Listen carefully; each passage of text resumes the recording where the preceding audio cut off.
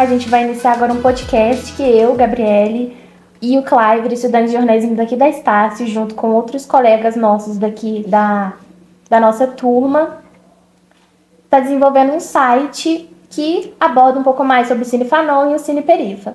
Nisso a gente queria aprofundar um pouco mais sobre essa história da associação e também sobre a importância do cinema aqui na região de Juiz de Fora.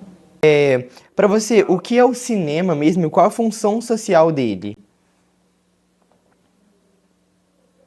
O cinema, você definir, né, o que é o cinema, né, ele é uma definição muito ampla, porque na verdade o cinema ele foi inventado, né, pelos irmãos, foi desenvolvido, inventado pelos irmãos Lumière, e o cinema ele passou a ser considerado uma projeção audiovisual de grande formato, né, com um grande público, com um público, né, ele difere do audiovisual que é exibido em cineclubes menores, que é mais digital, né? Então assim existe uma diferença em definição que muita gente não considera o audiovisual cinema, tem gente que considera cinema, tem gente que considera cinema só o que é projetado em grande formato, numa sala, né? com toda uma técnica de desenvolver que é diferente do audiovisual, né? Então, assim, o cinema ele pode conter, né, ele contém o audiovisual, mas o audiovisual pode não ser cinema, né? Então, assim, a importância do cinema, a importância social do cinema, é uma importância que já vem desde o seu nascimento, né?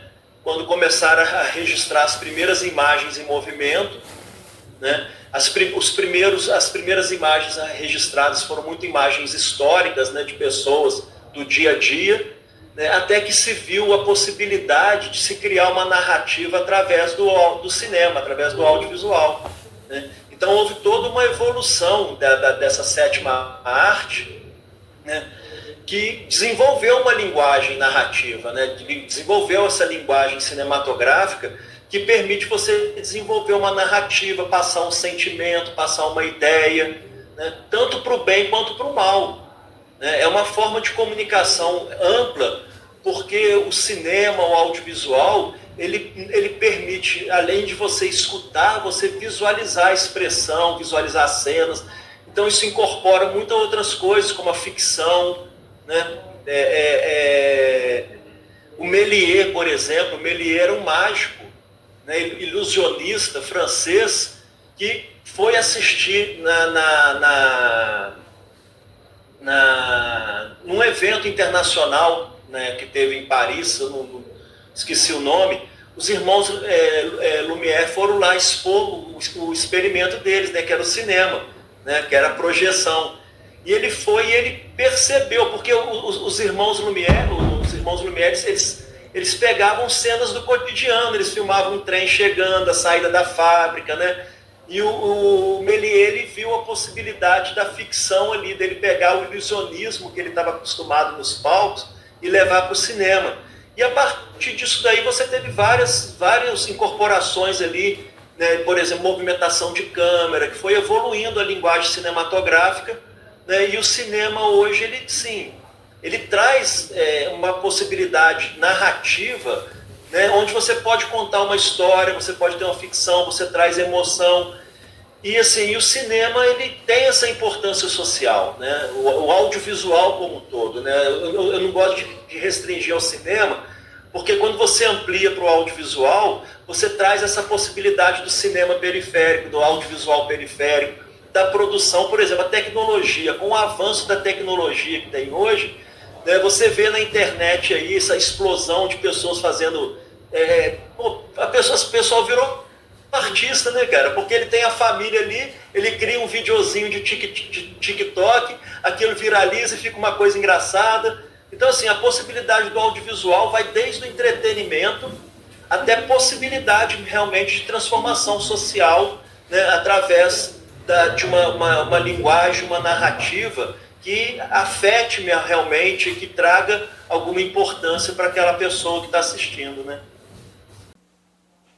Interessante. Eu não sei se Não, ficou bem Eu não sei se claro, foi uma fala muito gratificante de ser ouvida, são coisas que a gente não imagina, né? São coisas que, tipo assim, você como uma pessoa já dentro da área, ter esse conhecimento, trazer pra gente é de muita valia mesmo, e são coisas que muitas das vezes a gente acha que o cinema pode ser só para entretenimento ou só para se divertir, sendo que o cinema ele tem uma função social também, que é muitas das vezes trazer a realidade que muitas das vezes não é vista, muitas das vezes não é contada. Ele tem também a função de trazer coisas históricas que a gente não tem conhecimento, então também é uma forma de a gente aprender ali dentro.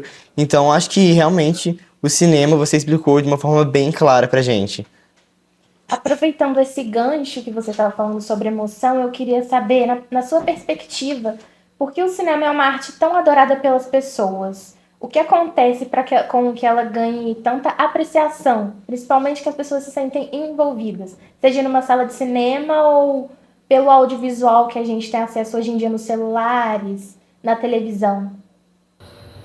Eu acho porque o cinema, o audiovisual, ele consegue mexer mais com os nossos sentidos, né? A gente envolve mais sentidos. Porque quando você pega um livro e lê, você usa muito a imaginação, né? Você está lendo ali usando a sua imaginação do que você interpreta, o que o autor quer colocar ali. Quando você escuta uma música, você está, né, ouvindo ali, mas está também imaginando. O cinema, ele permite ali que você tenha a audição, né? Você tenha a visão, e assim, aí você consegue mais sentimentos. Por exemplo, por que a tecnologia avançou tanto, né, ao ponto de alterar a nossa percepção de lidar com o conhecimento, né? O conhecimento humano, ele era um conhecimento, nos primórdios da humanidade lá, era um conhecimento que era baseado na oralidade, né? Não existia escrita, né? O ser humano expressava através da oralidade. Isso daí foi necessário, com isso, a criação de várias tecnologias de inteligência para poder suportar a oralidade, porque se o cara morresse, ia o pensamento dele embora, né? Ia o conhecimento embora. Então foi desenvolvida várias tecnologias, como ritos, rituais, religiões, né, para poder perpetuar essa memória. Depois teve um segundo passo da tecnologia da inteligência, que é a escrita, quando você separa o sujeito do objeto, né? Você pega ali aquela memória que estava presa na cabeça da pessoa e você consegue colocar no papel. Outras tecnologias foram desenvolvidas para suportar a escrita, né? Que por exemplo, a prensa de tipos móveis, o índice, nota de rodapé, essa organização toda do conhecimento que a gente tem através do livro. E a gente está vivendo uma outra fase da nossa relação com o conhecimento, justamente porque as tecnologias da informação permitiu que aquilo que você lia num livro, agora você pode escutar. Você está lendo ali um texto, você clica no link, vamos supor que você está lendo um texto sobre Beethoven. Você clica no link, você escuta a música do Beethoven, você vê um retrato do Beethoven, você visita a casa que o Beethoven morou, você cai num link de um filme sobre o Beethoven. Então, ou seja, isso aumenta os nossos sentidos, né, relacionado a essa troca de informação. A gente não tem, a gente vai ter a audição, a visão, a gente vai ver, e aí só na capacidade da visão, olha a quantidade de informação que tem. Quando eu estou conversando com vocês aqui, é uma coisa. Agora, se tem uma filmagem, as pessoas estão vendo a minha expressão, o modo de gesticular. Então isso carrega consigo uma outra gama de informações que o audiovisual e o cinema permite, né? Então, assim, e com a narrativa audiovisual, a narrativa cinematográfica, né, através do quê? Através dos tipos de corte, da inserção de uma trilha sonora, né, de como que você constrói ali, né, faz a colagem dos pedacinhos do filme ali para gerar esse sentimento e essa emoção. Com o audiovisual é muito mais forte, né, muito mais ligado às nossas sensações, né, nessa questão da visual e auditiva, né?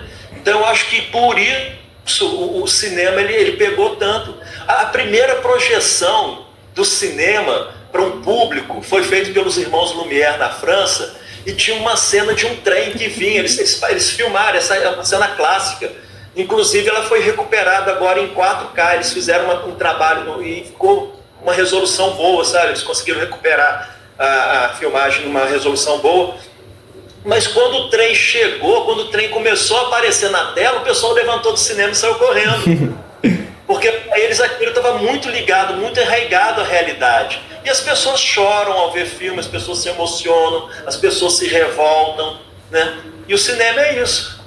Né? Um dia que a gente passar a ter um tipo de cinema, um tipo de entretenimento, por exemplo, cinema 3D, daqueles que a cadeira balança, olha a prestação. Por quê? É porque você envolve outros sentimentos, outras sensações suas incorporadas ali. O pessoal brinca, se a televisão tivesse cheiro.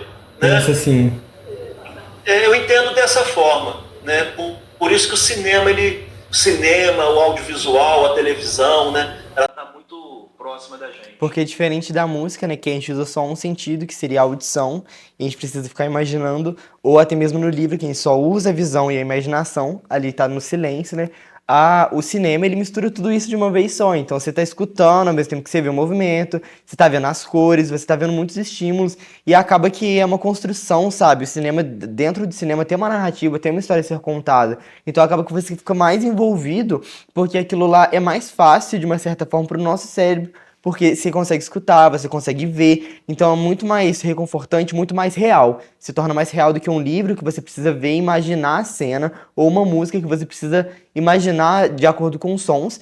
Com o filme, com o cinema é totalmente diferente. Então é tudo muito, sabe? É tudo a audição, a visão, você consegue ver tudo, é mais palpável, de uma certa forma, né?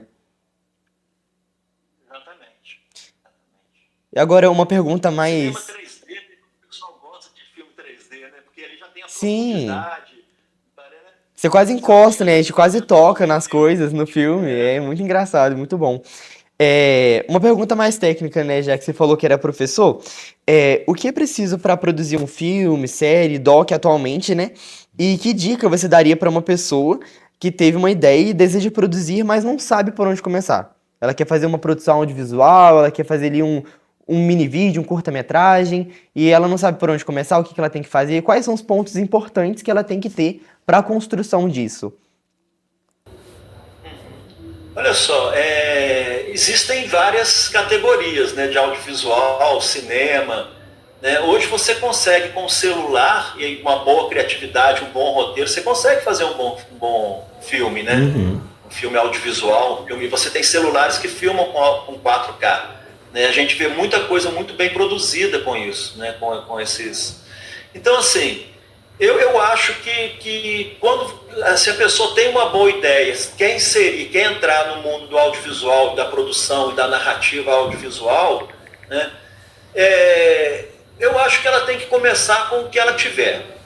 Tá? Hoje nós temos celulares que filmam bem, nós temos softwares de edição não linear muito bons, gratuitos, que você já consegue pegar lá e fazer os cortes, fazer a montagem do seu filme.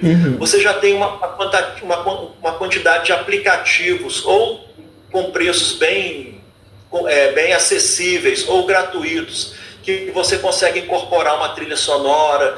Você tem a própria inteligência artificial que te ajuda de alguma forma, aí, né, sabendo o uso, né, que se deve ser feito na ajuda da produtividade, né, da produção. Então, assim, eu acho que a questão de equipamentos é o que você tiver. Agora, por exemplo, você vai filmar com o celular. É bom ter uma qualidade de filmagem, é bom ter um tripé. Se você vai andar filmando com o celular, é bom ter um gimbal. O que é um gimbal? É um equipamento que você coloca o celular ou coloca a câmera de filmagem nele e ele vai estabilizar. Então, quando você anda, né, ele não vai fazer aquela filmagem tremendo que acompanha o movimento do corpo. Né? Ele tem um sistema ali de eixos que ele vai segurar o celular e mesmo que seu corpo balance, o celular vai estar sempre paradinho. Então ele consegue fazer uma filmagem assim suave, né? Então você ter um bom equipamento de filmagem, né? Um celular, um tripé para quando for fazer filmagem parada, ou até câmera fotográfica. Muitas câmeras fotográficas filmam muito bem ainda, mas aí já são preços mais elevados, né? Um tripé, um gimbal, microfone, você tem uma captação, né? Dependendo do que você vai fazer, tem vários tipos de microfone. Se você vai fazer uma entrevista, um documentário, você pode usar um microfone de lapela, né? Que aí um microfone de lapela bom, que você consegue fazer uma boa captação, em torno de R$ 100 você consegue comprar um bom microfone, né? Então você tem outros tipos de microfone dependendo da filmagem. Você vai fazer uma filmagem externa, você tem que ter um boom, um microfone para fazer uma captação mais direta ali da voz da pessoa que tá falando. E a captação do áudio é importante, gente, porque o pessoal fala, se eu estou filmando legal, mas se você não faz uma captação boa de áudio, né, a coisa não fica legal. Você assiste o documentário, assiste o filme, aquilo fica incomodando. Por mais bonita que esteja a cena, mais bem captada, né, você está com aquele áudio. Agora, o áudio também é uma coisa que tem que tomar cuidado. Não é fácil de captar, né, dependendo do ambiente, se está com barulho e etc. Né? Então, assim, eu acho que se você tiver um equipamento desse, um cuidado desse, já dá para começar. Né? E aí, agora, a pessoa que está querendo realmente fazer esse tipo de produção, eu recomendo que estude. Tem muito vídeo interessante na internet, tem alguns cursos bem em conta em algumas plataformas também, que são cursos da área de audiovisual, mas é importante entender a história do cinema, a história do audiovisual, como começou. É bom entender fotografia, porque o audiovisual, né, o vídeo, o filme, ele é várias fotografias por segundo. Se você está filmando para cinema, geralmente é 24 quadros por segundo. Então são 24 fotografias por segundo. Se é digital, 30 fotografias por segundo. Né? Então, assim, você tem esse padrão de filmagem, de frames por segundo, é importante saber que você tem ali a captação da luz. Então você tem que saber controlar a luz. Né? Você tem que saber fotometrar. Você tem que saber iluminar o cenário. Então, essas coisas você tem que ir aprendendo. E você pode buscar. E além disso tudo, que é a parte mais técnica, né, você tem que saber também a parte da narrativa, né, da gramática audiovisual, da narrativa audiovisual. Como que você faz um corte? Esse corte aqui vai funcionar para quê? O que é um corte seco? O que é um corte narrativo?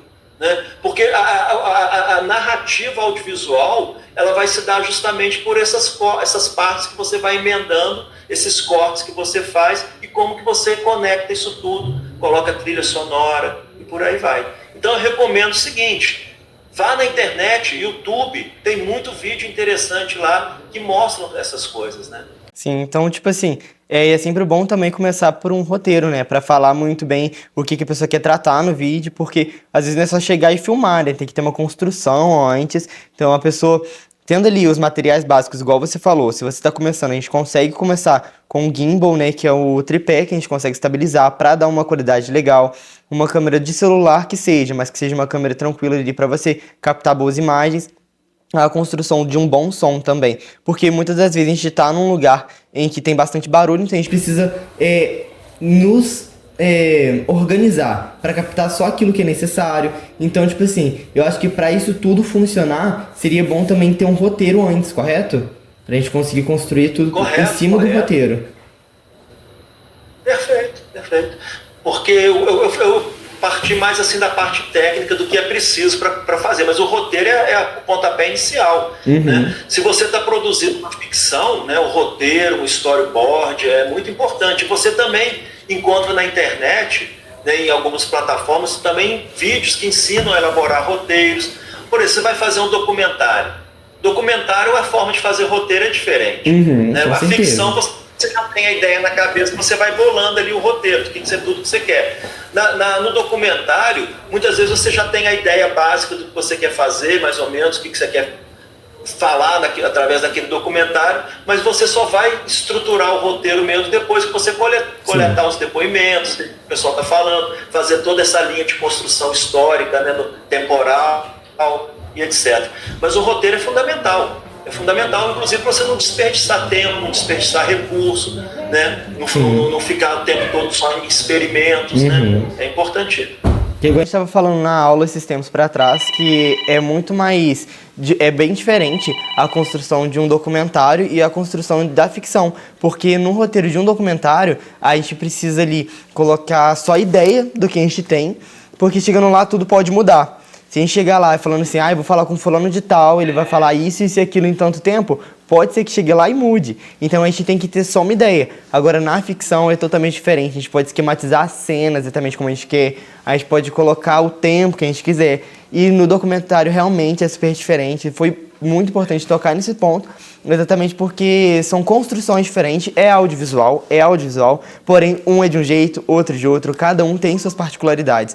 Tal como um vídeo que a gente vê viral, né, um vídeo no TikTok, ele tem um roteiro? Tem um roteiro, mas a construção dele continua sendo diferente de um filme, né? Então, acho que é muito importante se atentar a isso também.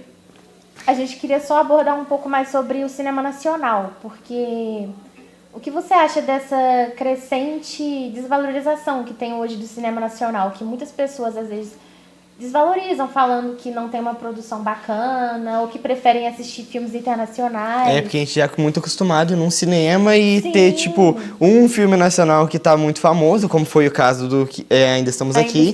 Ainda Estou Aqui. E, tipo assim, uma porrada de outros filmes internacionais que Gamba ele teria a rodo, entendeu? Então, tipo assim, Stitch, que tá saindo agora. E, tipo assim, a gente vê muito mais divulgação de filmes internacionais estando no Brasil do que de filmes nacionais. Isso eu posso falar por estar aqui. Sim. Eu vejo muito mais. Saí Premonição, igual saiu Premonição 6, então eu me estouro.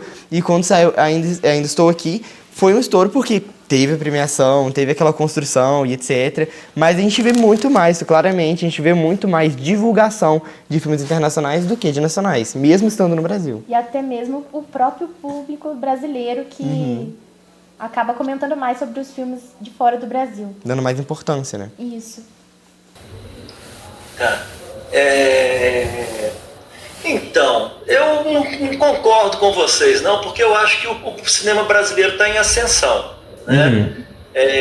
A gente já teve fases piores do que está tendo agora. A gente acabou de ganhar um Oscar, acabamos de ganhar agora também outra premiação em Cannes, né?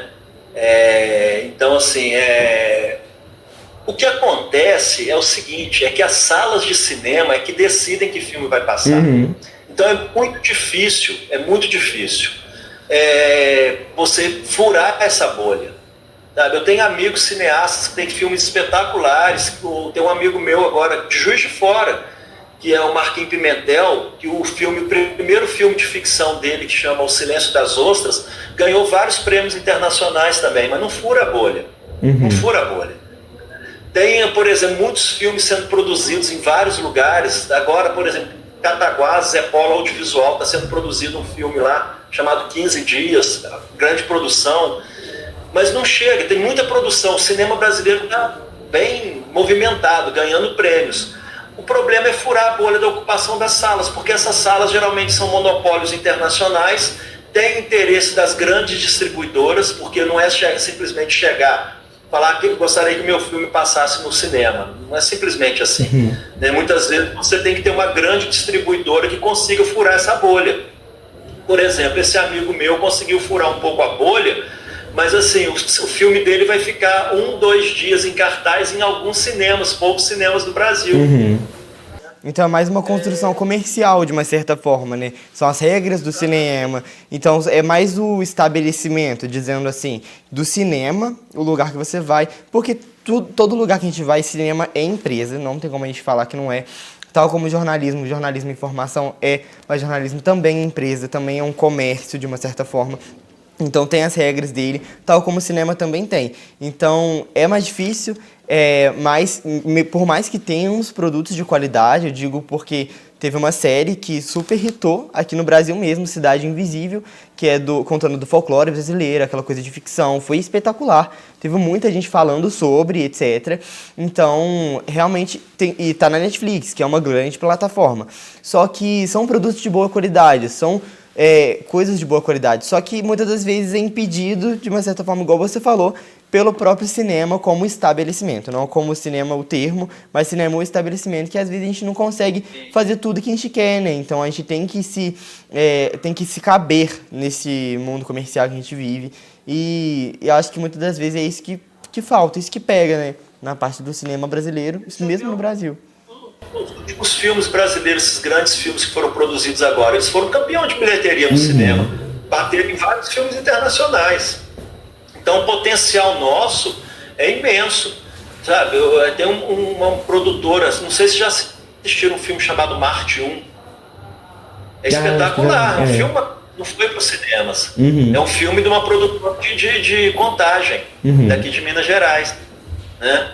Então, assim, isso dificilmente chega na tela de cinema, e quando chega são em poucos cinemas, principalmente nos grandes centros, né? Por isso que eu acho a importância do cineclubismo, cara. Tem duas coisas. Antes de falar do cineclubismo, eu gostaria de falar também da questão da regulação dos streams, do uso dos streams, que é uma luta que está agora, né? A galera do audiovisual está pressionando o Ministério da Cultura, pressionando o governo federal, pressionando a Secretaria do Audiovisual para essa regulamentação dos streams, para poder o streams ele ter uma porcentagem maior e colocar mais ali os filmes nacionais, as produções nacionais, porque o que vem é só produção internacional, né? O que chega para a gente mais é produção internacional.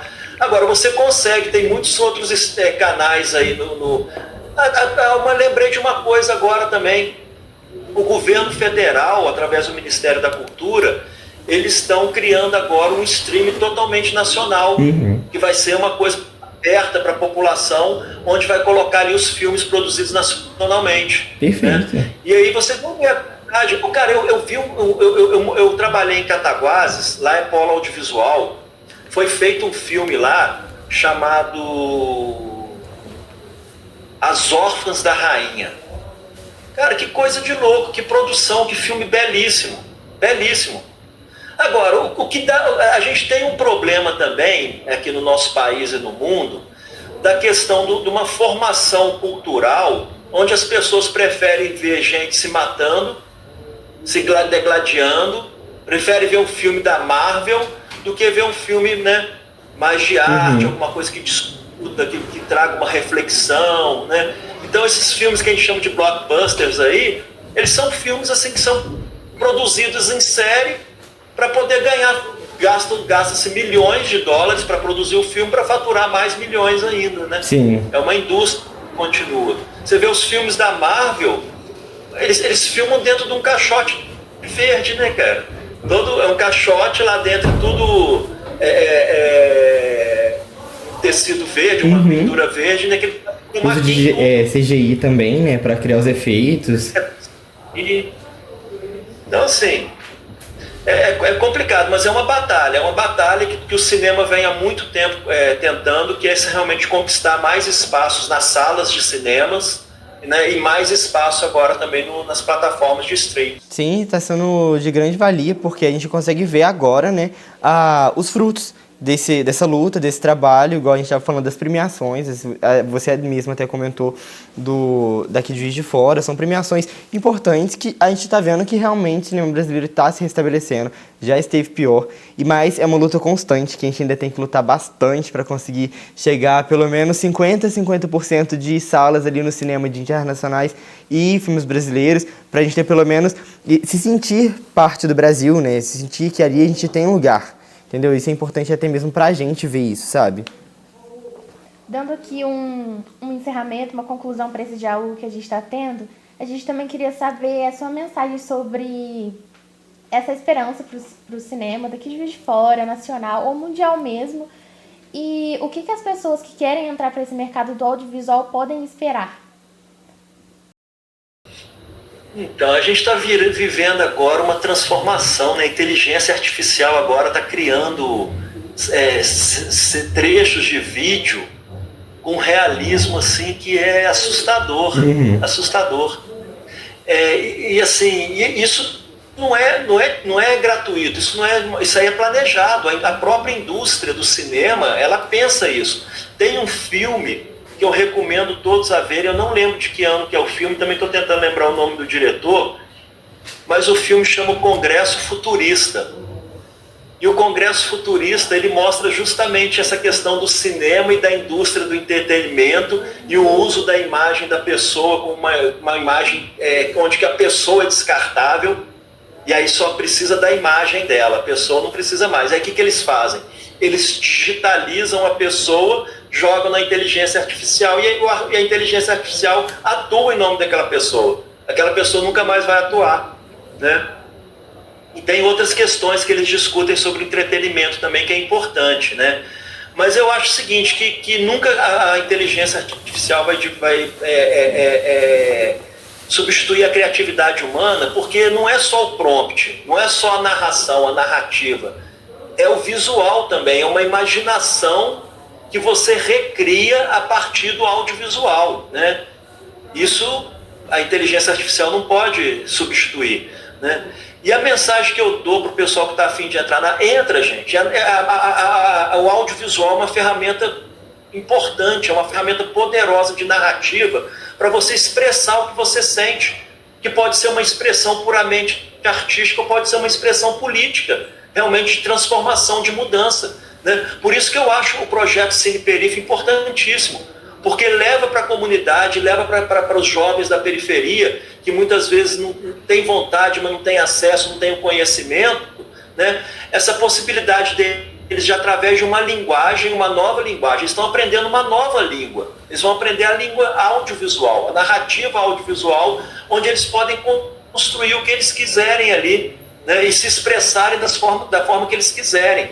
Isso é muito poderoso, isso é poderoso para ele, isso é poderoso para a comunidade, e se a gente souber usar essas ferramentas, né, infelizmente tem pessoas de um lado que estão sabendo usar mais para o mal do que para o bem, né?